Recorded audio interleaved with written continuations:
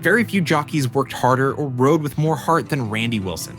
For 38 years, he was a fixture on the track, dominating races and earning over $18 million in career winnings.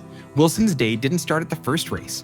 It began at sunrise, galloping one horse after another, jumping onto the next before the last had even cooled down.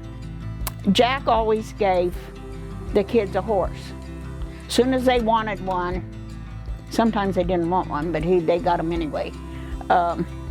And Randy was like 3 years old, 4 years old.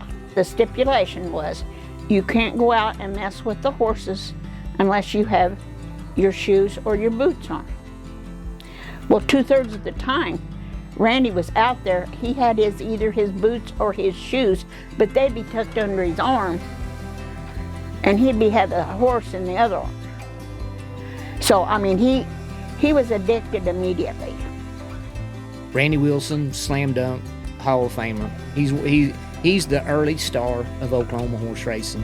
The start of parimutuel horse racing in Oklahoma coincided with the reign of the king, Randy Wilson.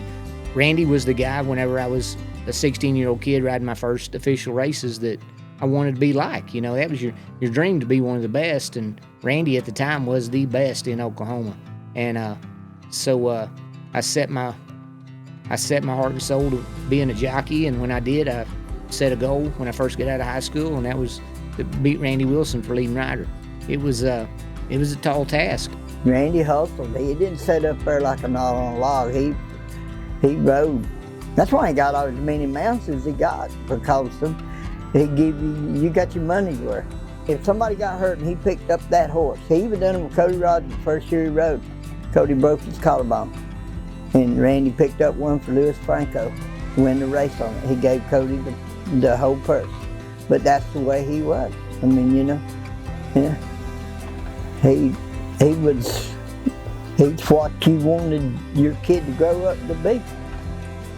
Pretty good kid. We miss him, for sure. I never was told to get up before school to go to the racetrack and help. That was just what you did. That was part of. But I knew Randy needed the help. I mean, and so that was just respect. He wasn't boisterous. I mean, like Mom said, didn't matter if he just won a $300,000 race or a $3,000 race. You'd have never known you wouldn't know the difference. But when you get him on the dance floor and he didn't drink, he didn't smoke, didn't do drugs, none of that.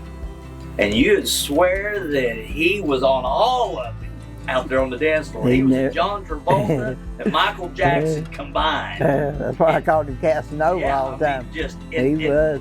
Us saying that people didn't know him, they're like, the same Randy Wilson, yeah. Many called him the king of the track, and for good reason. He was the rider to beat, the one who set the standard for toughness and determination.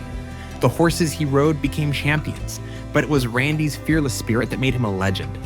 We celebrate not just a great jockey, but a true horseman.